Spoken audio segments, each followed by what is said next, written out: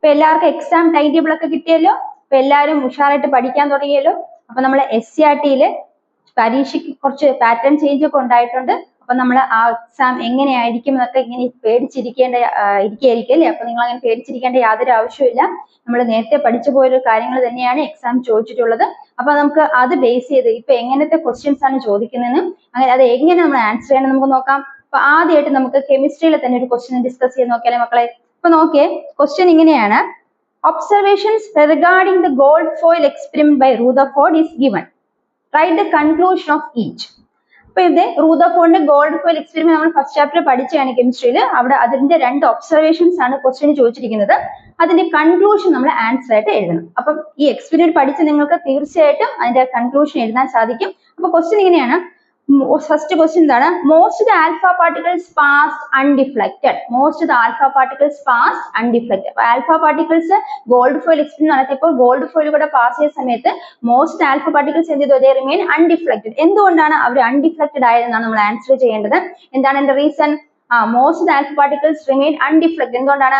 Because most of the part of the atom found to be empty. അല്ലെ, alpha particles gold foil experiment conduct ചെയ്തപ്പോൾ gold ഫോയിലിൽ കൂടെ alpha particles കടത്തി വിട്ട സമയത്ത് alpha particles ഭൂരിഭാഗം alpha particles എന്ത് ചെയ്തു? ഡിഫ്ലക്ട് ചെയ്യാതിരുന്നു. എന്താണ് കാരണം?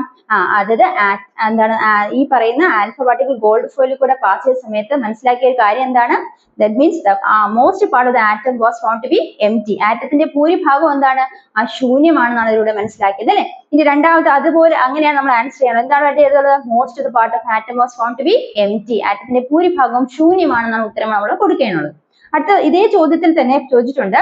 മറ്റൊരു എക്സ്പെരിമെന്റിൽ കണ്ടെത്തിയ മറ്റൊരു ഒബ്സർവേഷൻ ആണ്.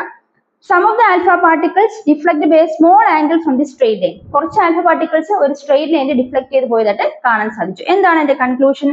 Some of the alpha particles are found to be deflected to a small angle. എന്താണ്? Due to the repulsion caused when they pass by the positive charge region near the atom. ആറ്റത്തിന്റെ അടുത്തുള്ള positive charge റീജിയനിൽ കൂടെ pass ചെയ്ത സമയത്ത് അവർ എന്താണ്? അവർക്ക് repulsion ഉണ്ടായി. ആ റിപ്പൾഷൻ ഉണ്ടായത് കൊണ്ടാണ് എന്ത് സംഭവിച്ചത്? കുറച്ച് ആൽഫ പാർട്ടിക്കിൾസ് ഒരു ചെറിയ ആംഗിൾ ഡിഫ്ലക്ട് ചെയ്തത്. അപ്പൊ നമ്മൾ ചോദ്യങ്ങൾ ചോദിക്കുമ്പോൾ ഇത്തരത്തിൽ വേണം ആൻസർ ചെയ്യാൻ. നിങ്ങൾക്ക് പിടികിട്ടിയെന്ന് വിശ്വസിക്കുന്നു. നിങ്ങൾക്ക് മനസ്സിലാവണമെങ്കിൽ കൂടുതൽ ക്ലാസ്സുകൾക്ക് എന്റെ ചാനൽ നിങ്ങൾ സബ്സ്ക്രൈബ് ചെയ്യുക. അത് എൻചാൻഡൽ ലേണിംഗ് ആപ്പിലും അതുപോലെ തന്നെ എൻചാൻഡൽ സ്കൂൾ മാപ്പിലും നിങ്ങൾക്ക് എന്റെ ചാനൽ വ്യൂ ചെയ്യാവുന്നതാണ്. അപ്പോൾ അടുത്ത ക്ലാസ്സിൽ കാണാം. Bye from me. Thank you.